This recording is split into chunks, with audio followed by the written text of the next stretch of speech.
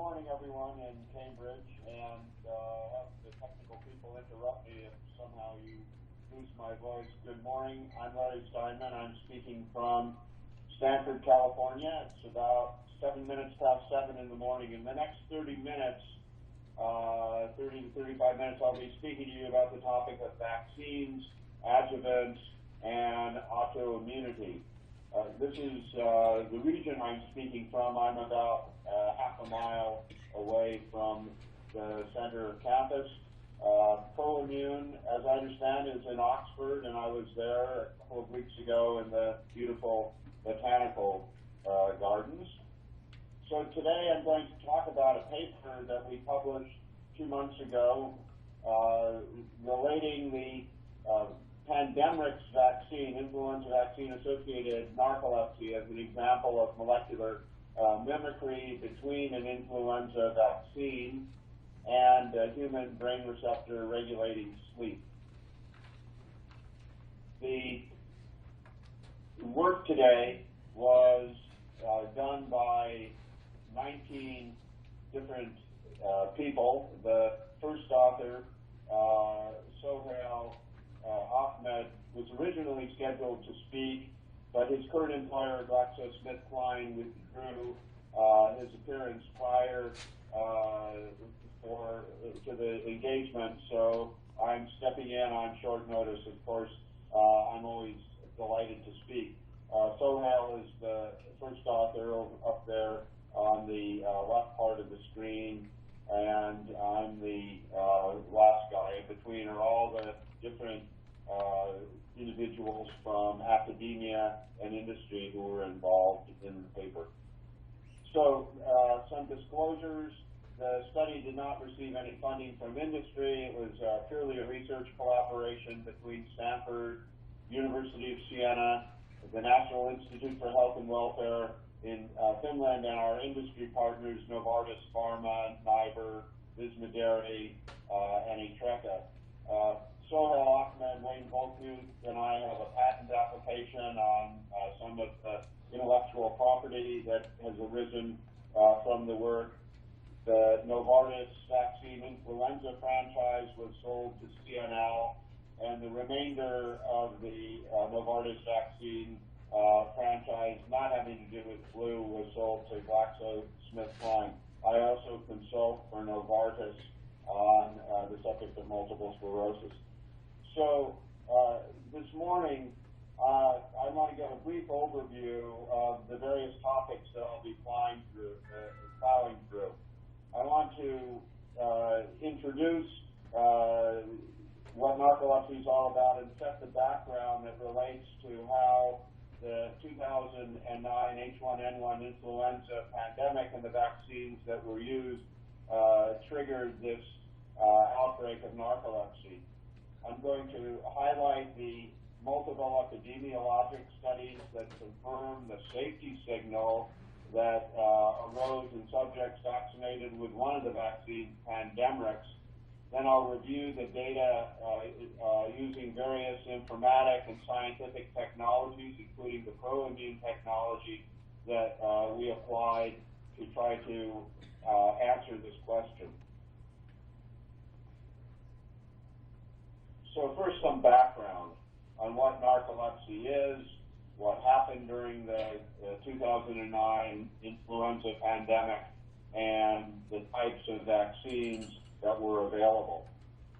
So first of all, narcolepsy is a chronic sleep disorder that is characterized with intense attacks of sleep lasting seconds to minutes, and accompanied by cataplexy, which in non-technical terms means drop attacks. You lose your muscle tone. So it can be quite devastating. You can't have a normal life, driving a car, taking a shower, swimming, all very dangerous activities if you have narcolepsy. Generally, it affects 1 out of 2,000 individuals in the U.S. and Western Europe, and almost all patients with narcolepsy with cataplexy have a deficiency of a protein called hypocretin, otherwise known as orexin. It has two names in the spinal fluid, and that indicates that there's a loss of the hypocretin producing neurons in the brain. One of the fascinating things about narcolepsy is it's believed to be autoimmune, and it has one of the strongest associations of any of the putative autoimmune diseases linked to the HLA class 2 molecule known as HLA-DQ0602. So 98-99% of patients with narcolepsy are HLA-DQ0602, and this is really unprecedented for all of the autoimmune conditions linked to class 2. And there's also an association with a SNP in the T-cell receptor alpha chain. And there are spontaneous models of narcolepsy in a colony of dogs that is housed at Stanford, where the story was really broken open by Emmanuel Mignot. And it's also possible to create features of the narcolepsy model in mice by deleting the receptor, one of the receptors for hypocretin.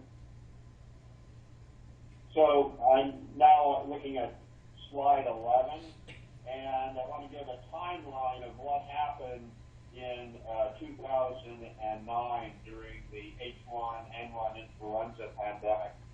A new H1N1 virus was detected in April of 2009 by epidemiologic surveillance teams of the World Health Organization and the CDC, and they declared a pandemic in June 2009. Vaccine manufacturers responded to the request of the health authorities to prepare a pandemic vaccine on short notice. In Europe, the decision was made to use adjuvanted vaccines, developed since they're able to elicit protective immunity with lower vaccine doses. So it's a dose-sparing strategy so that you need to produce less vaccine to cover a population. Dose-sparing allows more vaccines to be available for global demand, and in Europe, the adjuvanted vaccines were authorized in September of 2009. The adjuvanted vaccines were never authorized in the United States. The first reports of narcolepsy associated with Pandemrix were first published in August of 2010. So I'm on slide 12, and it shows the various vaccines that were licensed by the European Medicines Agency, the FDA, and Health Canada. In Europe, there were two adjuvanted pandemic influenza vaccines. One with an adjuvant called AS03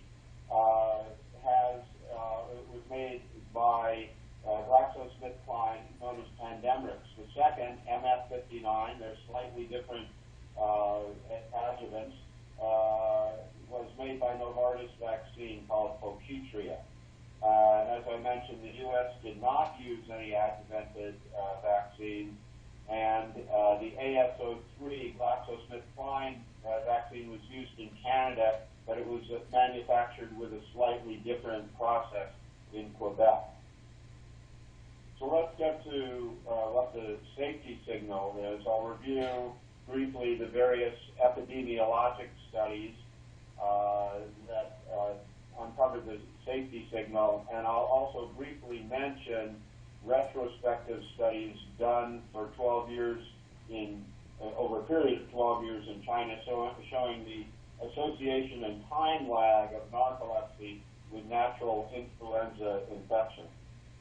This is a busy slide, and I'll walk you through the highlights. The initial epidemiologic studies confirmed an increased risk of narcolepsy with Pandemrix vaccination and were reported in Sweden, Finland, Ireland, England, Norway, and France.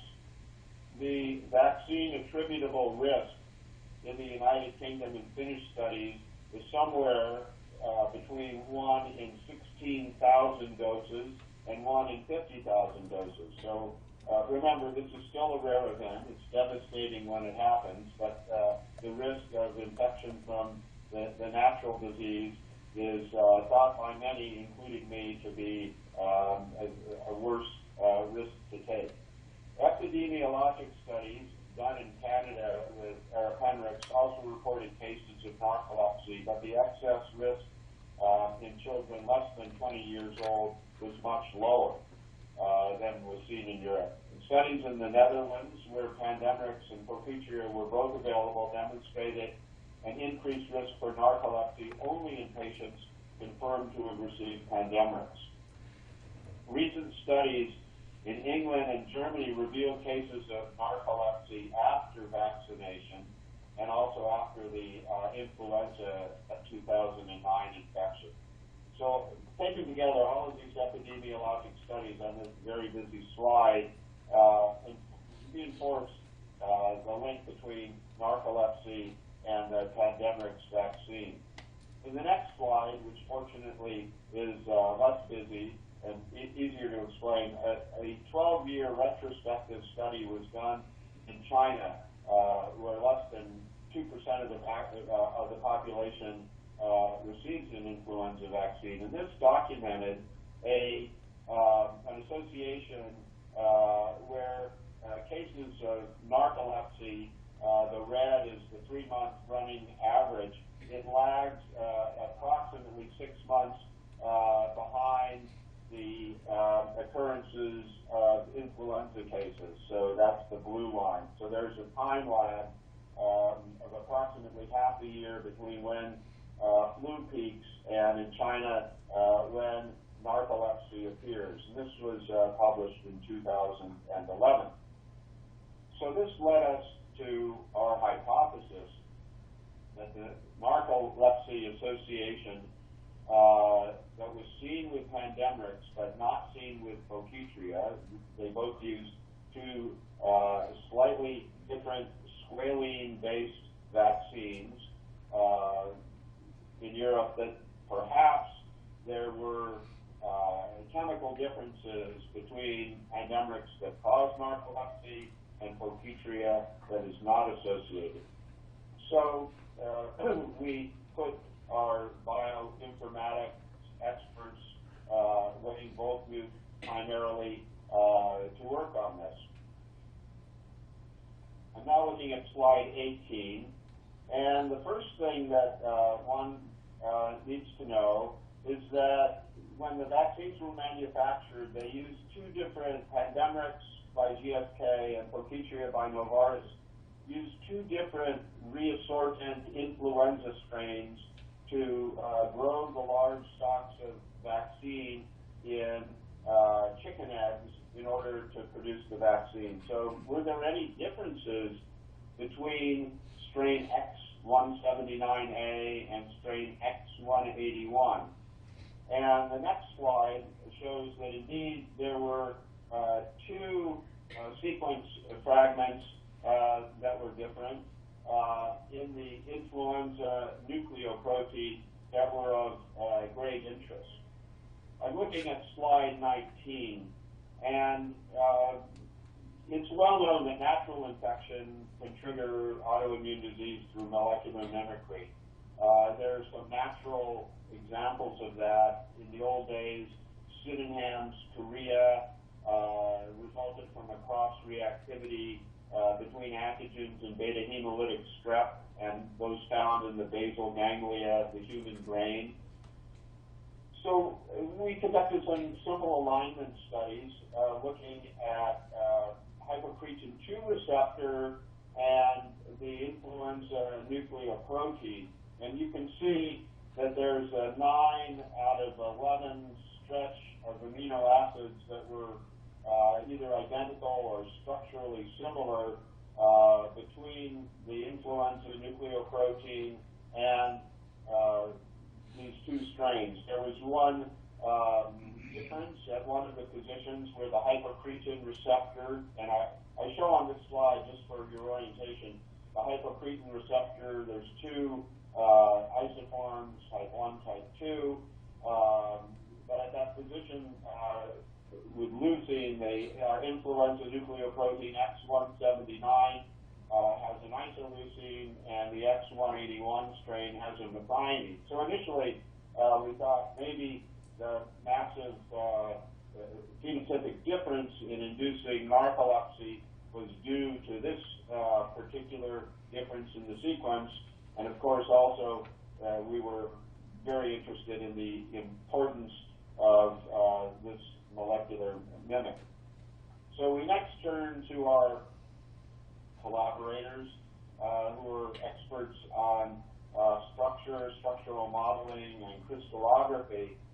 And the published crystal structures of the influenza A nucleoprotein, it forms a trimer, and the hypocretin 2 receptor demonstrated that the fragment that we were now interested in was on a surface exposed region. That's the shaded regions of either the virus or the corresponding hypocretin 2 receptor there with light green shading. So both epitopes would be available for immune surveillance and would be relevant for generation of an antibody. And the nucleoprotein epitopes have been well studied and mapped, and they're mostly, at least for antibody epitopes, surface exposed and extracellular. So we go to slide 21, and this is a crystallographic model of the 1933 influenza nucleoprotein. It's been interrogated for structure. T-cell epitopes have been mapped. So again, panel A shows the trimeric structure of the nucleoprotein, the nucleo of the influenza virus, the nucleoprotein fragment mimicking the hypocretin receptor. T-cell epitope is shown in yellow shading. The nucleoprotein fragment is in a conserved region of the molecule. That's panel C in the blue shading. And the nucleoprotein does not overlap with other regions that are necessary for generating a protective immune response against the nucleoprotein. That's panel D in orange, yellow, green, and magenta. So it's important to know this because if someday, if this epitope, antibody epitope, is important, it could be relevant for targeted deletion of any potential safer vaccine that lacks the mimic. Now we'll go on to slide 22. So using the publicly available database, influenza virus research database, conservation of this nucleoprotein epitope has been demonstrated 112 times in various influenza strains from 1902 to 2013, including the H1N1 influenza strain from the infamous 1918 Spanish flu pandemic. That Spanish flu pandemic was linked to what they call sleeping sickness, accompanied by a form of encephalitis. And the nucleoprotein mimic contained in this 2009 influenza pandemic virus and the reassortant X179 strain used for Pandemrix was found in 66% of the sequence records when we interrogated 12,672 sequences. And the top three strains that it appeared in were H1N1 strains, H3N2, and H5N1. And the nucleoprotein mimic contained in the X181 strain that had that methionine instead of isoleucine at one of the positions, that was found in only 0.08% of the sequence records, so only 15 out of 12,672. So that was another, let's just call it, point of interest. Now let's get into the, did any of this bioinformatic story relate to what happened in the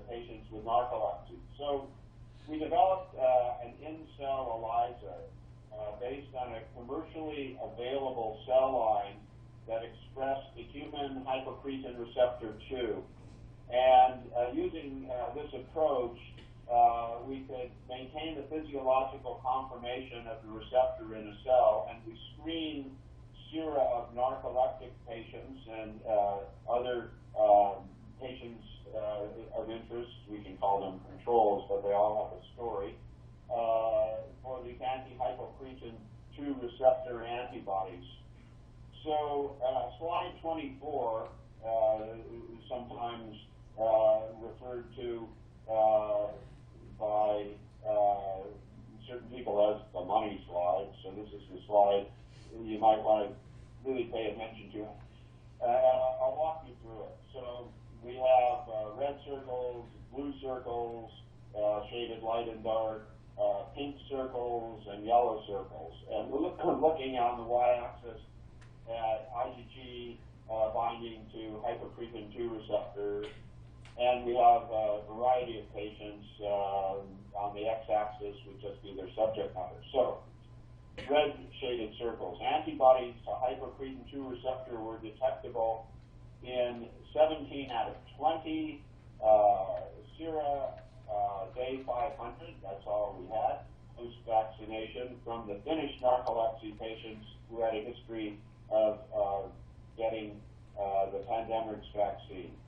The comparator groups were from different days. So we had in the light blue, day 22, or in the dark blue, day 202, of 6 individuals who did not get narcolepsy who had Focetria. So that's 17 out of 20 of the narcoleptics on day 500 had anti-HCR2 with the Pandemrix, 0 out of 6 on different days from the Focetria.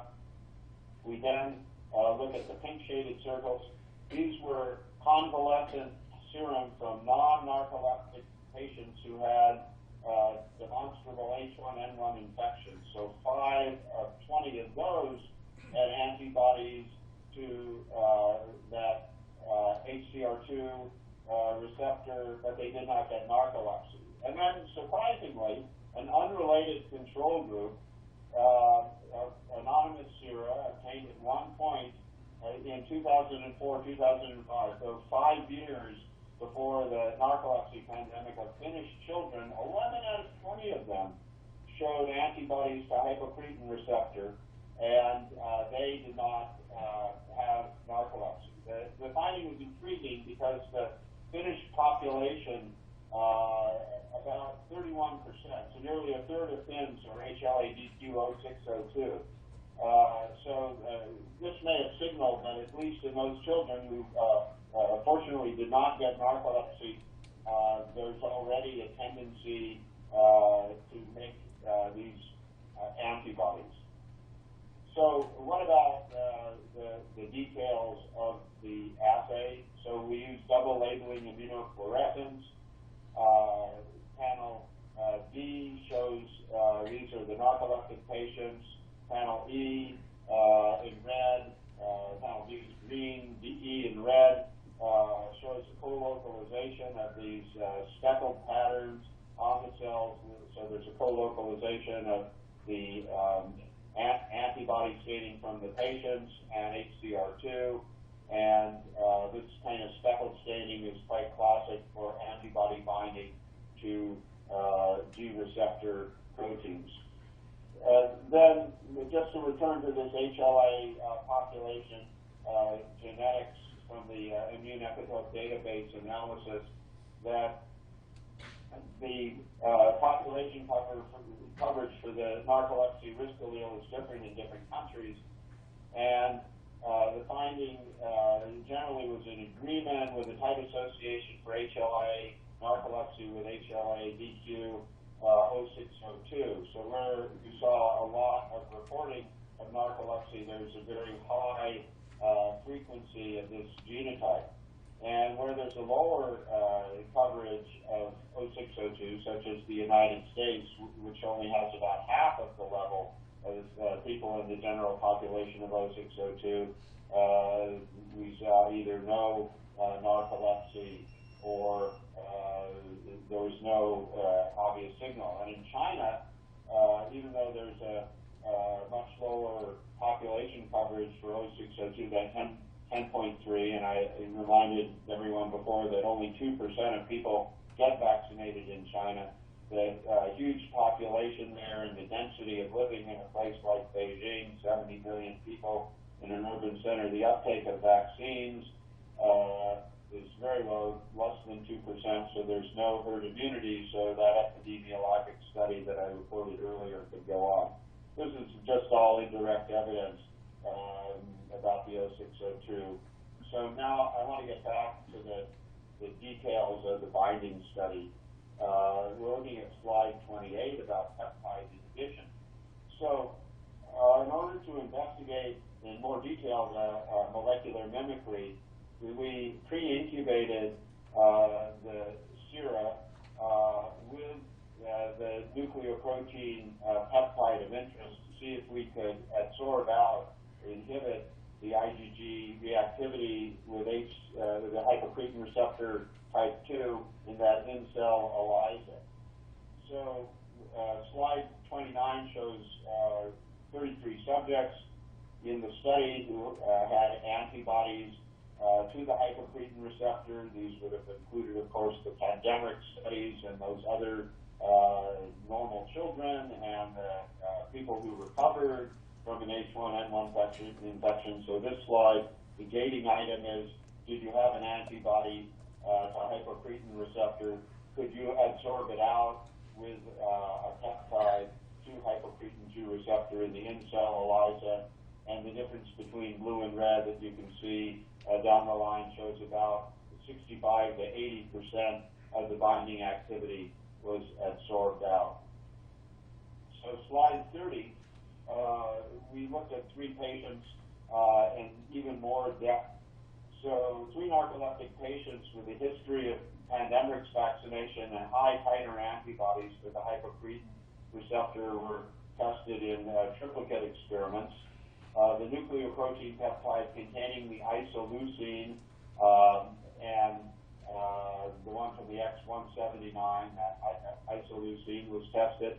The nucleoprotein peptide that had the methionine from the X181, or a scrambled peptide. And these studies demonstrated that we inhibited IgG binding to the hypocretin receptor by 62 to 74% with either the isoleucine or methionine variant, not with the scrambled peptide.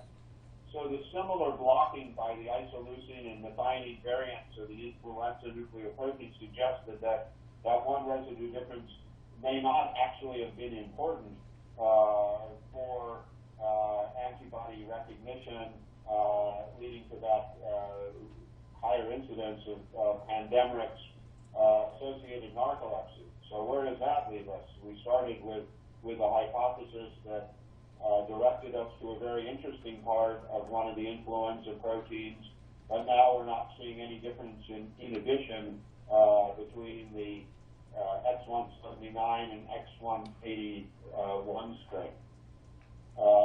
Just to show you in slide 31, confirmation of these ELISA data was done with microscopy and using this platform. The punctate staining for the hypocretin 2 receptor from a narcoleptic patient was inhibited by these peptides, and the nucleoprotein with either hypocretin 2 receptor peptides, they were about 50 mers that were synthesized, and the nucleoprotein peptides. So these studies provided evidence that this cross-reactive antibody was quite real, and the cross-reaction was between HC, the hypocretin receptor 2, and the nucleoprotein peptides of interest.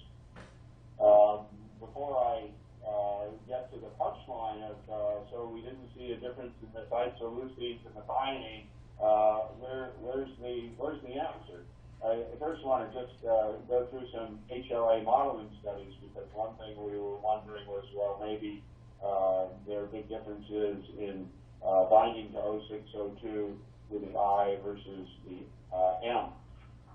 So using structural modeling, we looked at the fits of various peptides of interest to the HLA-DQ0602 binding groove. Panel C shows that the nucleoprotein variants fit within the groove. There's an easy fit for the isoleucine, but one clash in panel D for the methionine variant that was seen. So the isoleucine to methionine does have a difference. So then we use proimmune technology, looking at in vitro binding studies. And the hypocretin peptide, that is a known binder of HLA DQ0602, showed a reveal binding value of 1.7. And that value was there in the yellow, was similar to the nucleoprotein peptide variant that contains the methionine, also highlighted in yellow in the X181 reassortment for Focetria. One was 1.5, one was 1.7. The nucleoprotein variant in the X179 reassortment for Pandemrix demonstrated an increased reveal binding value of 24.4. Interestingly, if you substitute threonine in the hypocretin protein, again highlighted in yellow, at least on my slide, to either methionine or isoleucine, you get higher binding values than with they go up to 47.5. So these data indicated that there's higher binding of the isoleucine variant of the nucleoprotein contained in the influenza virus and Pandemrix. And we also did studies, slide 35, looking at binding of various potential T-cell epitopes. But one of the striking answers comes not so much between the variation between X179 and X181, but when we did mass spectroscopy on the actual vaccine. So now in the few remaining slides before I get on to the conclusion, I want to talk about the mass spectroscopy experiments. So we characterized these vaccines first by immunoblotting and then by mass spec. And if we go to slide 37, we can see along the x-axis various vaccines, Fluzone, Fluarix, Afluria. So we wanted to use vaccines that were fresh, that we could take right out of the vial, not the expired vaccines from 2009 in this immunoblotting experiment. But characterization revealed that there was significant quantities of the influenza nucleoprotein in all of the split vaccines. Those would be lanes 1 through 10, 11 through 15 are the standards for nucleoprotein in the middle of the gel. And then one of the subunit vaccines, fluvirin, also has some nucleoprotein. So Fluarix, the GSK trivalent and quadrivalent vaccine, in lanes 5 through 8 had significant amounts of the nucleoprotein. And they used a similar manufacturing process to that used for Pandemrix.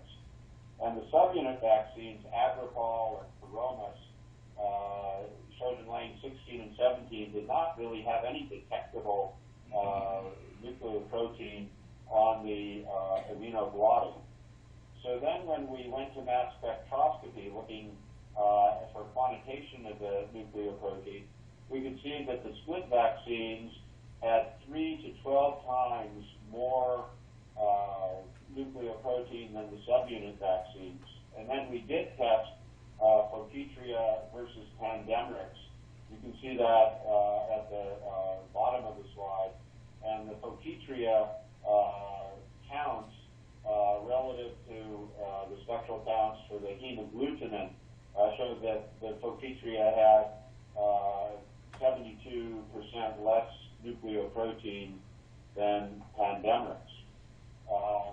The next slide is the extracted ion chromatogram that shows that the actual peptide species that we're heavily focused on is there in the vaccine when I'm talking about it. So the detail of the analysis of the vaccine goes all the way down to extracted ion chromatography.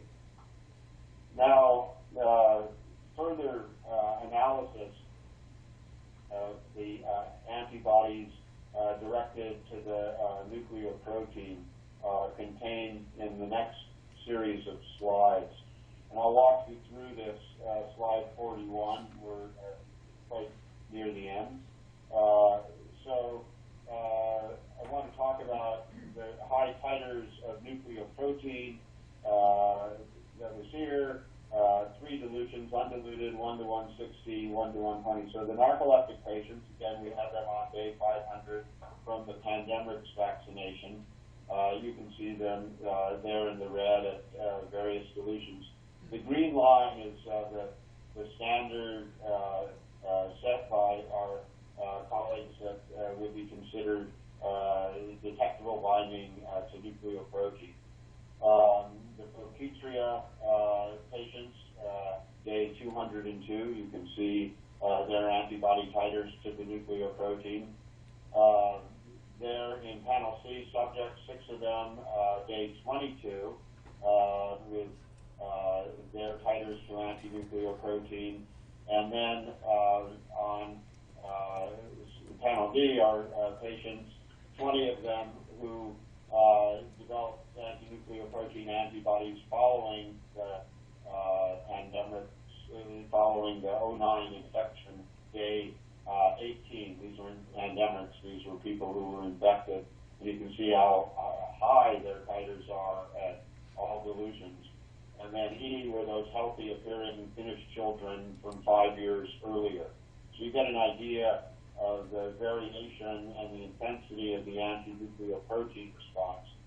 And then slide 42 is the antibody response against the nucleoprotein. It's really not sustained at all in Focetria. It's a weak transient response already going down by day 22 and tending to very low levels by day 202. So the next slide shows that in contrast to the anti-nucleoprotein responses, the people with Focetria had a sustainable anti-hemagglutinin response. So these data might suggest that with a much lower amounts of nucleoprotein in Focetria, it would not be eliciting a durable anti-hypocretin 2 response. So these are circumstantial pieces of data from the limited amount of time kinetic studies on people getting the Focetria vaccine. So as you can hear, there's a certain amount of speculation and hand-waving in my understanding of why we did not see a pathophysiologic response to this epitope in the Focetria patients. So if you take all of this together, it leads to a proposed mechanism for the Pandemrix-associated narcolepsy, which I'll show on this slide. Because of the 0602 association, we presume that the nucleoprotein peptide fragments are processed and presented to CD4 cells by 0602 presenting cells. These cells, recognizing the same epitope, are helped by those T cells and differentiate into plasma-secreting cross-reactive antibodies. And the antibody levels stimulated by the adjuvant or some corresponding disruption of the blood-brain barrier by perhaps another infection, streptococcal infection, permits the entry of these antibodies into the central nervous system. Once the antibodies are in the nervous system, they bind hypocretin receptor 2 neurons, and they may not kill those neurons, but they may modulate signaling to the cells that are synapsing with them that are hypocretin producing cells. So we still have a long way to go from this model to actually pinning it all down. So I want to just go through some conclusions and then take your questions. There have been other independent studies from Finland by Uni Varala and by Emmanuel Mediol and colleagues that have actually demonstrated higher quantities of nucleoprotein in Pandemrix and higher titers of nucleoprotein antibodies in Pandemrix compared to that Canadian version of the vaccine manufactured differently, or Pandemrix. As previously mentioned, Pandemrix has a lower incidence of narcolepsy. So these findings showing more nucleoprotein and significant anti-nucleoprotein responses are all in agreement with what we're showing here. What we want to do in future studies, if we can get our hands on the material, is study peripheral mononuclear cells, spinal fluid, look at the T cell responses, and try to further unravel this. The vaccines can be made better, and one of the implications here is that perhaps we could genetically engineer a vaccine strain to not express this molecular mimic and walk away from that potential cross-reactivity that may have triggered this very bad disease in 1 out of 15 to 50,000 people who got a particular vaccine. So that would be a long-range goal. Or to apply some of the purification steps that are in agricol and Focetria that lead to much smaller amounts of nucleoprotein in the vaccine. So those would be two viable strategies for helping to not run into this kind of problem in the future. That's what I wanted to share with you this morning, and now I'm open for any questions anyone might have. Thank you very much, Larry. Thank you.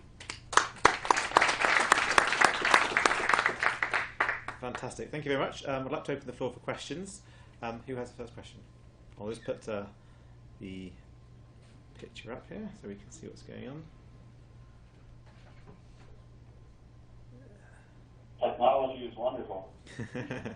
Great. Okay. Tim, please, can you come up and so Larry can see you as well, and then you can ask your question on the microphone and he'll hear you. You do, yeah. And then he'll also... I have a few friends in the audience, so we'll see if they have... and if you can introduce yourself as well, that would be good. Hi Larry, it's Tim Hickling from Pfizer. I previously worked on vaccines, but now I'm focused on unwanted immunogenicity. But I guess these are the kind of areas, and you've described, where we're seeing an unexpected kind of tox finding.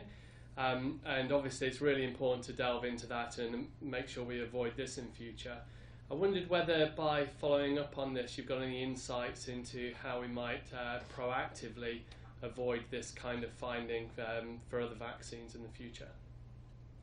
Well, there's a number of revelations I had in all of this work. As previously merely a consumer of commercially available vaccines, because we have to get vaccinated to work in our hospital, which is a very sound policy. I was amazed to find out how very different vaccines are, the composition by different commercial manufacturers. That's good news in some ways and bad news.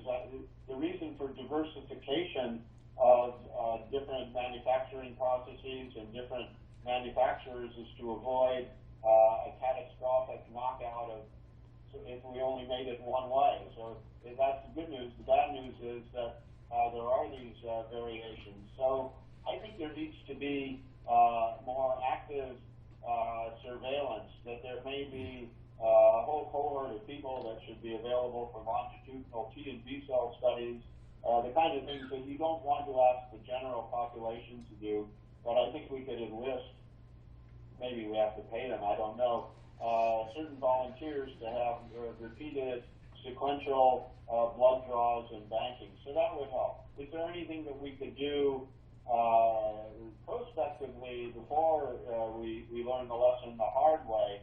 That's much trickier. It's a great question. I don't have a simple answer for you. Okay, maybe we'll catch up another time on that. Just always strikes me, as you say, healthcare workers should be very aware of these issues and would be the ideal people to ask for this kind of thing. I don't like blood draws, but I'm up for that kind of thing. Thank you. Thank you.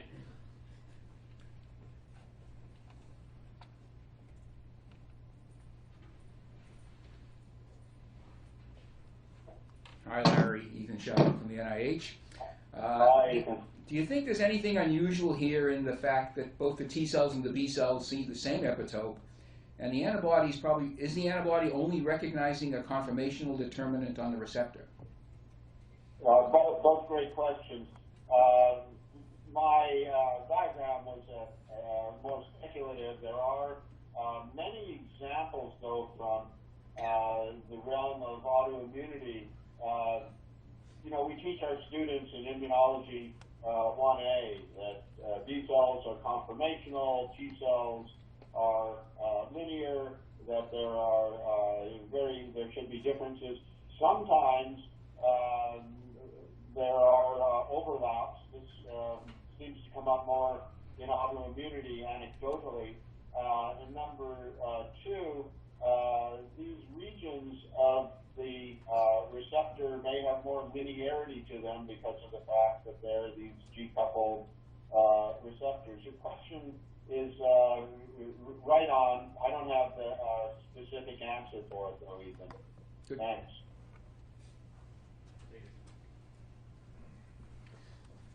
David Wraith is coming. Hopefully that will work. Just trying to adjust the camera. Hi, Larry. Hi, David.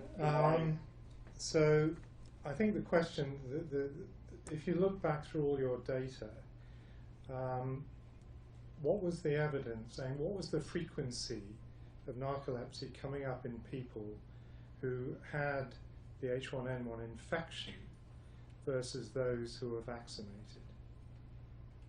Is that Well, data available? It's a great question. To give you the short answer, we don't have that answer. To give you the long answer, there's two things to keep in mind. It would be the background difference in their O602-ness. We had to impute, since they were Finnish, probably a third of people did have O602. Certainly all the people who got narcolepsy were O602. Were the people who developed antibodies but otherwise didn't get the disease, were they O602? We don't know the answer to that.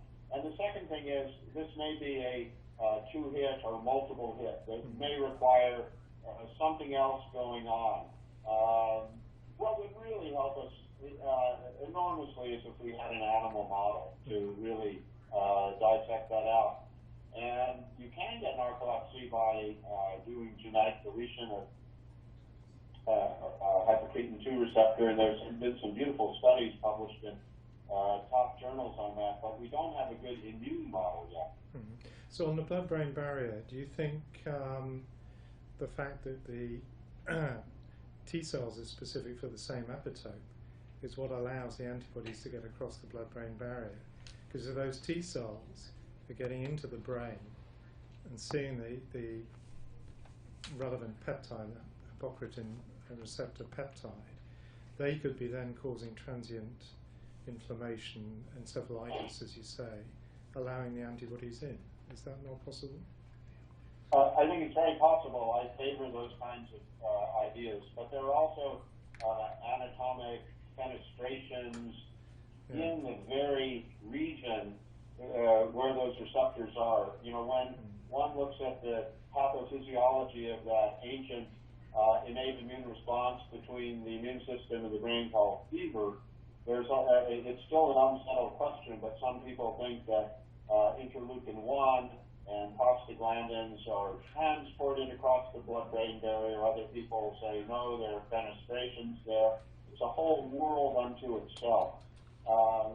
My thinking about the issue goes back to that 80-year-old model called EAE. And the EAE doesn't work on the hypothalamus. At least we haven't, I don't think any of us have ever looked at that. That raises an interesting research question as we sit here in the Q&A. But I like your thinking, David, obviously, because we think along the same highways. Okay. See you later. Great. Okay, thanks, Virginia. We have one last question for you, Larry. Hi, this is Julio Delgado from Utah. Great results. In fact, we have a journal club with the fellow just recently about this particular paper, so we went over a lot of details. So the issue about homozygosity versus heterozygosity, which is has been reported as a way for narcolepsy to be more severe or perhaps more evident in some of these patients. Do you see any of that in your data based on the HLA typing of those patients that got exposed to the influenza?